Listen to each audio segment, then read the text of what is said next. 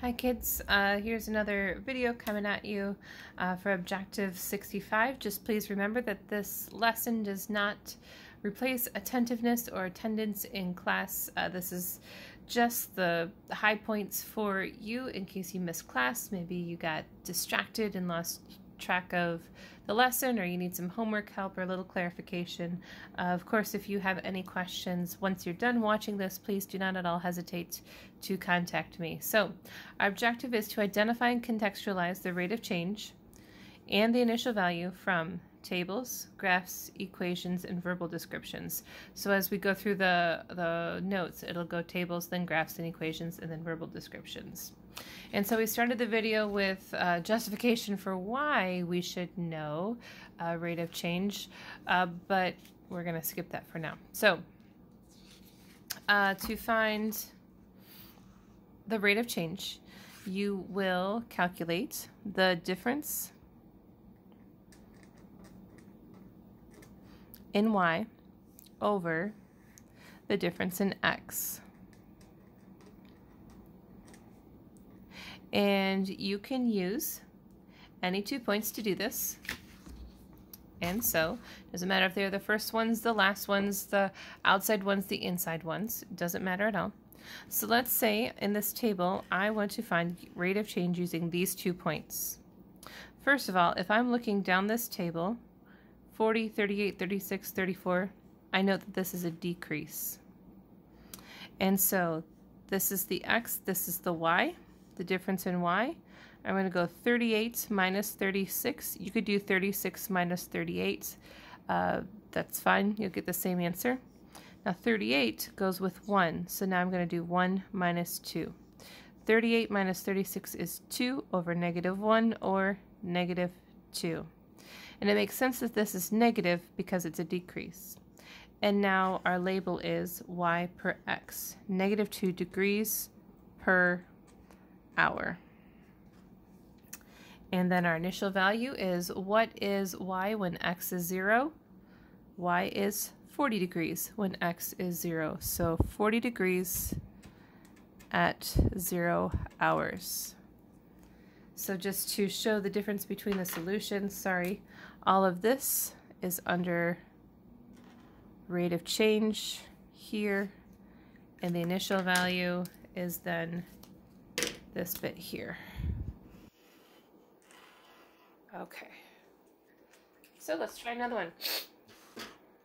Here we have another vertical table. X is on the left, Y is on the right. We're looking at the number of employees per month. And if you scan down here, you'll see an increase of employees. Perhaps this business is hiring. And now we can find the rate of change using any 2 points. So I'm going to use 66 minus 44. You could go the other way, it doesn't matter. With 66 goes 6 minus 4 to get 22 over 2, which is 11. Makes sense that it's a positive 11 because it's an increase. And now the label, y per x employees per month. And the initial value, what is y when x is 0? It's 0, 0, or 0 employees. I'm going to color code this. 0 employees at 0 months. Okay. Now, when x and y aren't labeled, they are here and here. When they're not labeled, we just assume that x is always going to be to the left, or if it's a horizontal table like so,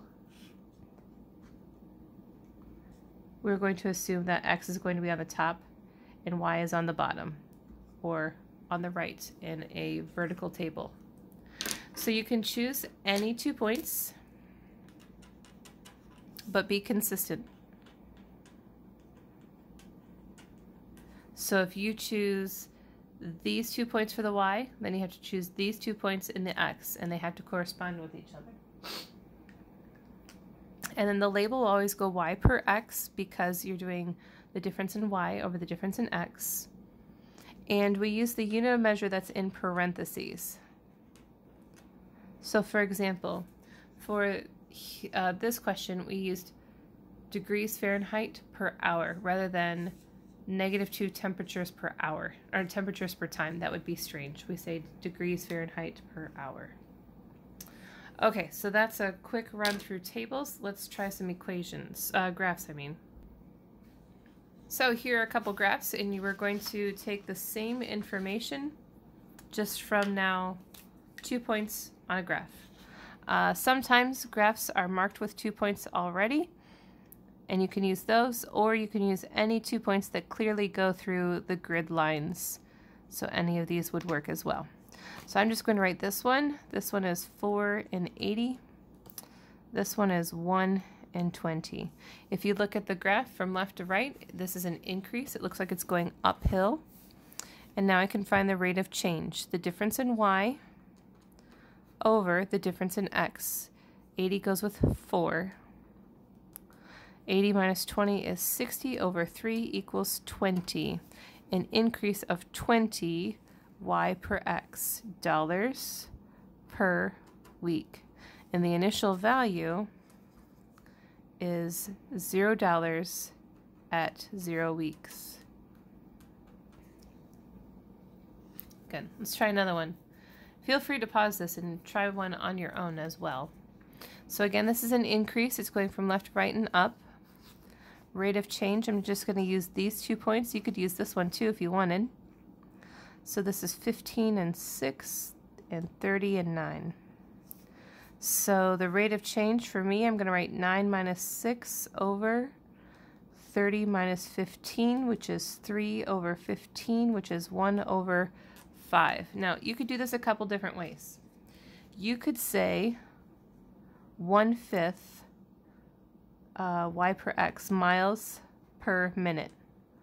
Or you could say 1 mile per 5 minutes. Either one works. And the initial value is 3 miles at 0 minutes.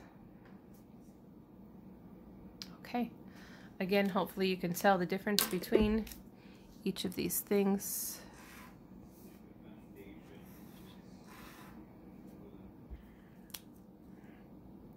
And here's the rate of change. If I had to do this again, I would have left a little bit more space.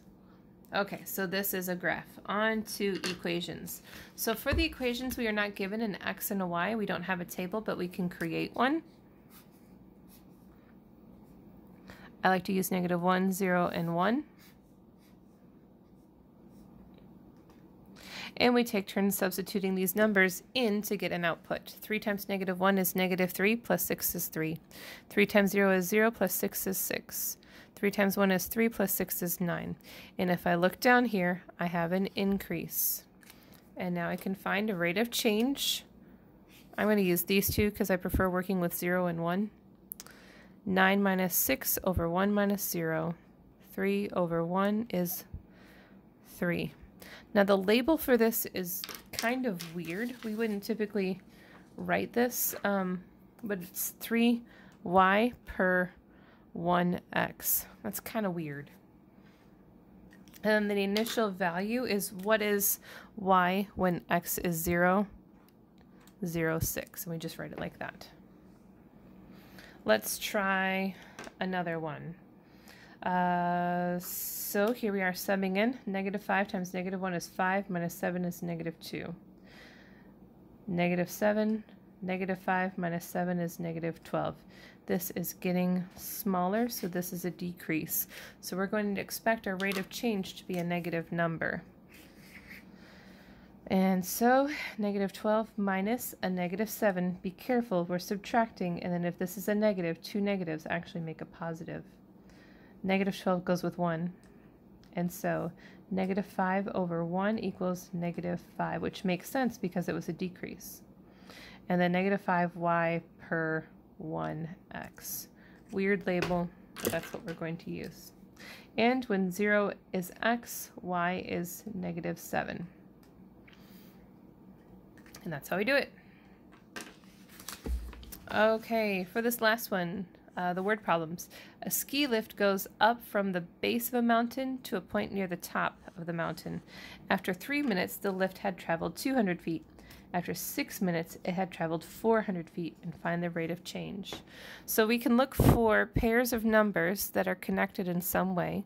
For example, 3 minutes and 200 feet, 6 minutes and 400 feet. And now we can use these coordinates, because a coordinate, you know, is made up of an x and a y, and find the difference in y over the difference in x.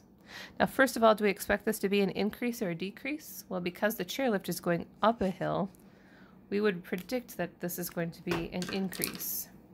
And for the rate of change, let's say 400 minus 200 over 6 minus 3, which would be 200 over 3, which is about 66.7. Now the label goes y per x, so feet per minute. And so what is our initial value? So what if x were 0? Remember, x represents the minutes. Well, how many feet had these people gone up at 0 minutes before they got on the chairlift? No feet, right? They're still on the ground, so 0 feet at 0 minutes. All right. And so here we go again. This last one's a little bit tricky. So an airplane was at an altitude of 12,000 feet 40 minutes before landing, and an altitude of 2,000 feet 15 minutes before landing. What is the rate of change in the plane's altitude per minute? So we have number pairs. Let's see. 40 goes with 12,000 feet.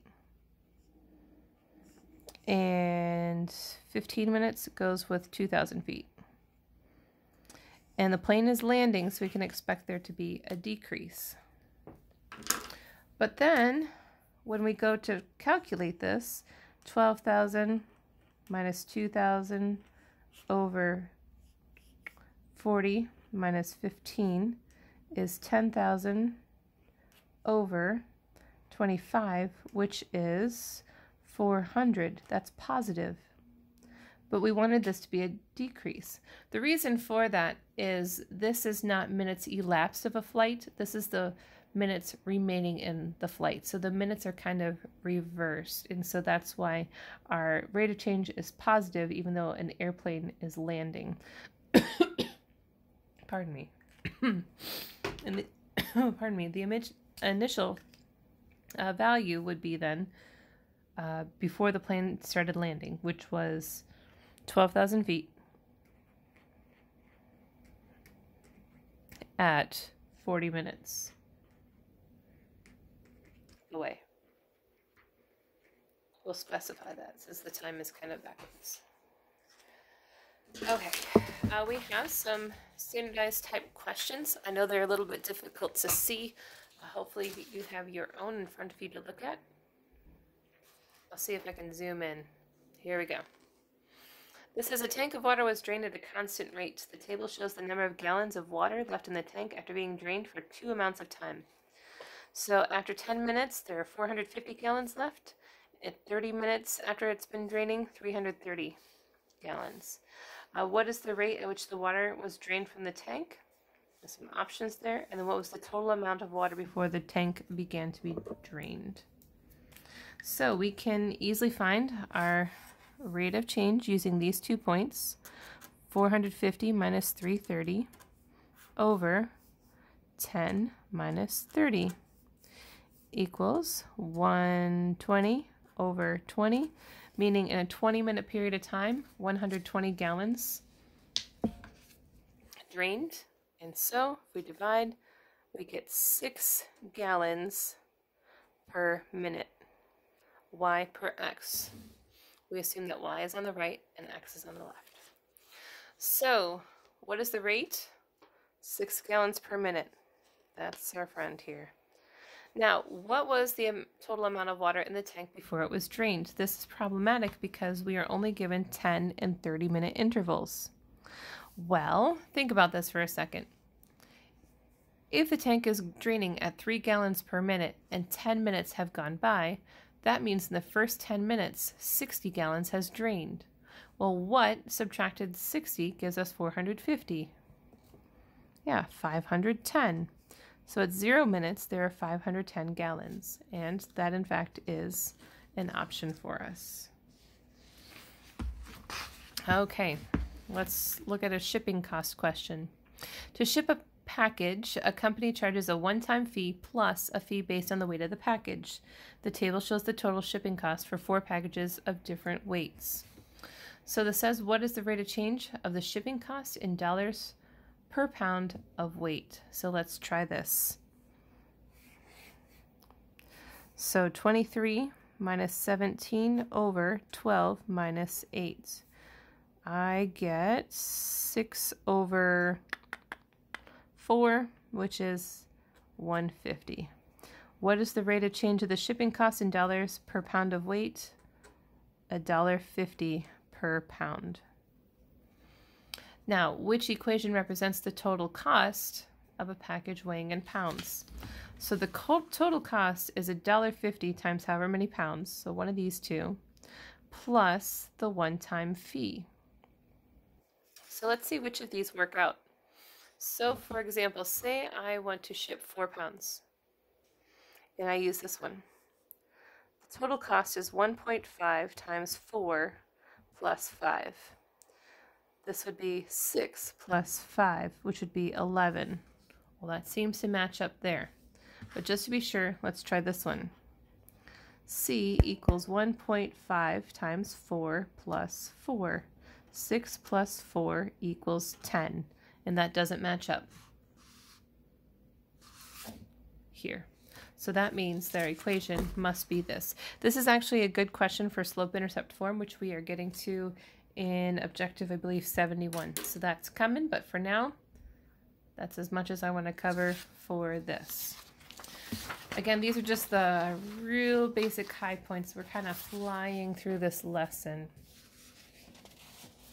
Okay, so for the objective, you were to do tables, graphs, equations, verbal descriptions. So we first did a table. Here is a table. The only difference is this one is horizontal instead of vertical. Pick 2 points. Just like the notes, tell me an increase or decrease, rate of change, and initial value.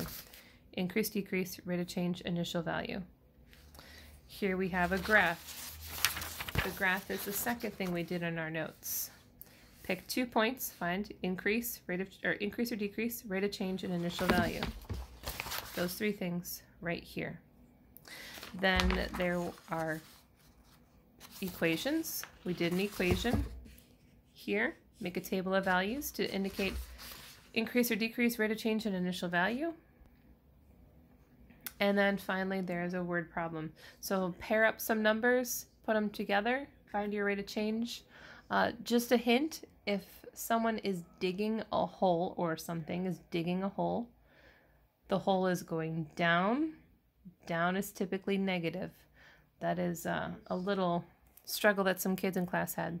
Maybe you can learn from that. So I think that's it. I know that happened really quick, but I just wanted to get the high points for you. If you have any more questions, please do not at all, even for a moment, hesitate contacting me. My email address is here.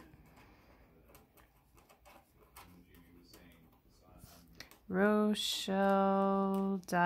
You are never a bother to me. I'm happy to field your questions. Thanks a lot, guys. Catch you next time.